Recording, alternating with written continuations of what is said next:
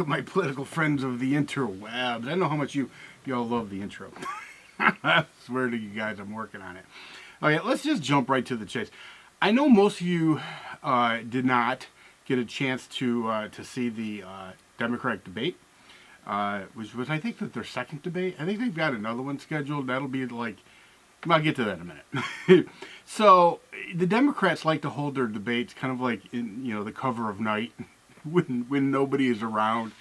And there's a reason for that. The DNC, say what you want, but they're playing that smart because the least amount of airtime that they give these idiots, I'm talking Hillary, I'm talking Bernie, and what's his name? From Maryland, I think? I don't know. I might be wrong about that. I can't think of his name. He's pretty much a nobody. The only way that guy wins, by the way, and I swear to God, I cannot think of his name, O'Malley. The only way O'Malley, I think that's his name, the only way O'Malley wins is if Bernie gets frustrated with being trick-fucked by the Democratic Party and decides to go third party and leaves the race to do that. And then in the 11th hour, the Justice Department does the right thing based on the investigation by the FBI, which is a criminal investigation currently underway, and indicts her. Then O'Malley becomes the nominee by default. By default. And don't listen, stranger things have happened. But I wanted to cover a little bit about what happened in the Democratic debate. But before I do, I did get some pretty good news today, and that was that Lindsey Graham is no longer in the race. By the time you see this, it may be a couple of days old news, but Lindsey Graham has decided to call it quits. Now, if we can just get Jeb to follow suit, I'll tell you who I'm feeling sorry for. And I'll get back to the Democrats, I promise you. I feel sorry for Ben Carson. Ben Carson is a decent person. He's actually running a pretty solid campaign. Yes, I know everybody's dwarfed by Donald Trump, but Ben Carson has made a pretty good showing. But from all accounts, he is broke. He's out of money. His campaign, they weren't supposed to release this information, but somebody slipped it out, spent about, I think it was like $1.5 million more than they took in last month. And it's not sustainable. That's just not sustainable. And it's really too bad. If anybody's got any loose change they want to donate to Ben Carson, look, he's a good guy. He's a good guy. Although, at this stage, maybe everybody should just cut their losses and just support Donald Trump. I don't know. I don't know. I know that there's some people that are going crazy right now. I kind of, look, historically, nobody has had a 20-point lead at this stage in the race and not went on to get the nomination. I'd say that Marco Rubio and Ted Cruz, which are the nearest two, that's a long shot. Ben Carson, Ted Cruz, and Marco Rubio, it'd be a miracle if they could pull it off over Donald Trump. The rest of them, I don't even know what they're doing. I have no idea. I have no clue what Bush is doing other than embarrassing himself and his family. Bush just needs to leave. He just needs to just cut his losses and move on. Unfortunately, he's talked so much smack about Donald Trump that I doubt that Donald will put him in any position of anything in his administration. Now, Ben Carson, definitely. And Carly Fiorina, I think she's burnt her bridge too, but you never know about those things because, she's a smart lady. I don't know. Anyway, it doesn't matter. Let's get to the Democrats. The Democrats in their middle of the night debates, so the weekend debates, as far away from prime time during the week that they could possibly get. And by the way, their next debate is scheduled. I'm not joking when I say this. During 2 playoff games, NFL playoff games. That's when their next debate is scheduled. The DNC is doing everything it can possibly do to keep the people from being able to see what these buffoons are like. Let me give you an example. Hillary Clinton. The name Clinton should say all there is to say about this broad. But Hillary Clinton, she goes on to babble about how Donald Trump is the ISIS poster boy for recruitment. They're using videos of Donald Trump to recruit for ISIS, which, insane, stupid, honestly. But the funny thing is, first of all, they could not find any example of this happening ever. But what they did find, it was an ISIS recruiting video that actually showed her husband, the ex-president Bill Clinton. How hilarious was that? And they called it, and they were using him as a recruiting tool, showcasing the sinful decadence of the West.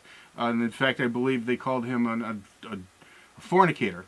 I was going to say adulterer. I guess that would have worked too, but fornicator. He was a fornicator. And yeah, so no, they're not using Donald Trump as a recruitment tool, but ISIS is actually using Bill Clinton, William Jefferson Clinton, as a recruitment tool.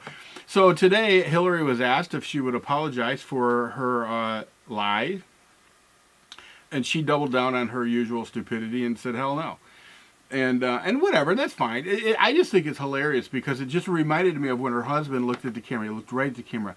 I did not, and he wagged his finger. I did not, at the American people, I did not have sexual relations with that woman, Miss Lewinsky, and I never asked anybody to lie, not even once. Yeah. Then here comes the dress out of the freezer. Yeah. You know, there's something about that family. You can't trust them. Listen, and let me give you an example. People are actually pointing out this is a lie from Hillary Clinton, but the truth of the matter is Benghazi is a much more important lie than spewing some nonsense about Donald Trump. Benghazi is a hugely important lie because what she did after Ambassador Stevens was killed was go on a lying spree that was epic. Her, Susan Rice, Barack Obama, they all went on this huge lying spree, and they found themselves a patsy. And I know I've talked about this before, but they found themselves a patsy, an American citizen who happened to make a YouTube video, much like I'm doing right now. And they arrested him and put him in jail for making a video that they claimed caused the disruption in Benghazi, Libya, that led to the death of Ambassador Stevens. All of that was a lie. They knew it was a lie. They knew, and by the way, and this is not even something that's disputable. Although Hillary's answer to it now is she calls it the fog of war. Yeah, look, they knew for a long time. They knew really almost right out of the gate. Okay, what really went down, and the problem that I have, and I will beat this drum until the drum is dead. Bottom line, the problem that I have is that they took an innocent man, although a dirtbag, and although he did have not warrants, but he had violations for parole violations and stuff. Really some chicken shit stuff. I mean, really, chicken shit stuff. They took this guy and they basically railroaded him and put him in prison for a year to cover their asses, which, you know, if you remember the timeline of what that was happening, it was right before the election, right before the re-election of Barack Obama. And, you know, bad news in Libya, because remember, back then he was spewing, he had, well, then it was Al-Qaeda, now of course it's ISIS, but back then he had Al-Qaeda on the run. They were done for. He had laid the smackdown on Al-Qaeda, you know, being the great warrior chieftain that Barack Obama is. And, you know, and it was sad because he knew that if the truth would have came out, all of the truth that Ambassador Stevens had been asking for more security for forever. I can't remember how many times he actually asked the State Department for more security and was literally denied. I mean, it was ridiculous. You know, the whole thing just makes me sick. And I think that if the truth came out, had they not lied, there's a very good likelihood that Barack Obama would not have gotten reelected. Although, and this is going to be another video, there may have been some shenanigans involved that also included the Republican Party that led to Barack Obama to being reelected. But we don't have enough time to do that, to get into that at this moment. So anyway, so Hillary Clinton went on the debate stage, and, you know, and it was funny because, you know, I guess it's the popular thing to do to beat up on Donald Trump. But the truth of the matter is this. Here's the truth. It doesn't work for Bush. It didn't work for Lindsey Graham. It isn't working for Carly Fiorina. Literally, everybody who's been running their mouth about Donald Trump has gotten their asses handed to them.